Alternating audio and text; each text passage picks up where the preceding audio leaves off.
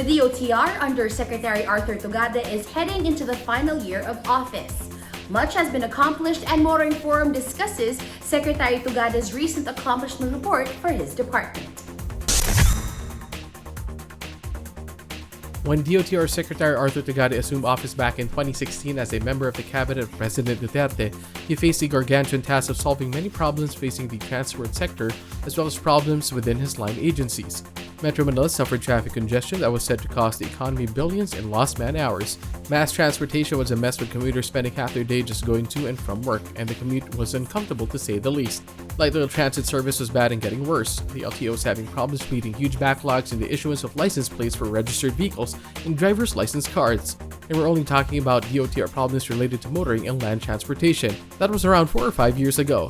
These days, the DOTr under Tugade reports a more positive outlook, even while the country is still struggling with the consequences of community quarantine restrictions.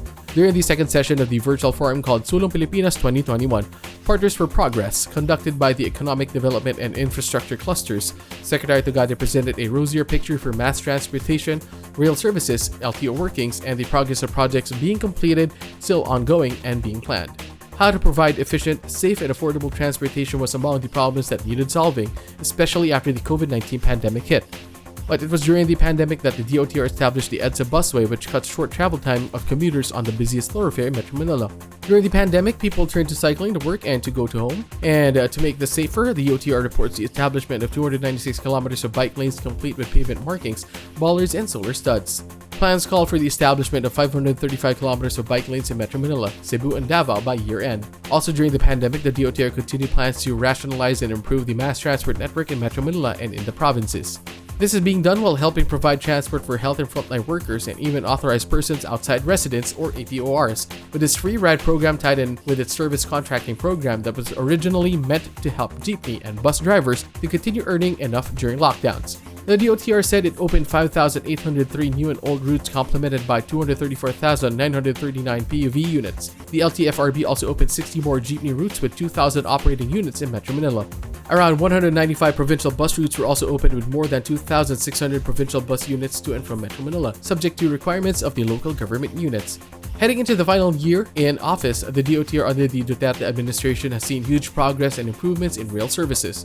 The MRT-3 rehabilitation is now seeing its trains running at 60 kilometers per hour. Waiting times between trains lowered to 3.5 minutes, an all-time high of 23 trains in operation daily.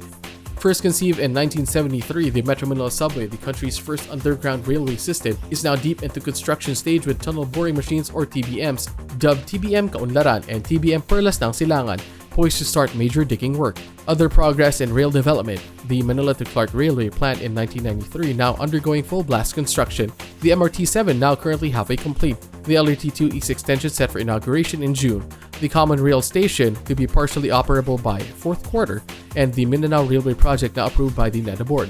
Finally, according to Secretary Tugade, the LTO and the LTFRB have been working to improve their processes, with emphasis on developing online systems. At the same time, it has addressed the backlogs of the issuance of license plates and plastic driver's licenses. The LTO is now issuing new driver's license plastic cards that are valid for 5 years and has distributed more than 3 million motor vehicle plates, said Secretary Tugade. Summarizing his presentation, the Transport Secretary said that with barely a year left before he stepped down, the DOTr will exert all efforts to finish what it has started, fulfill what it has promised, and deliver what it has envisioned. Many of the big-time projects completed, nearing completion, or just starting are projects that have lain dormant for years. Perhaps this is the biggest accomplishment of Secretary Tugade at the DOTr, getting worthy projects off the ground and on towards completion. That's our Motoring Forum this week, courtesy of Suzuki Philippines.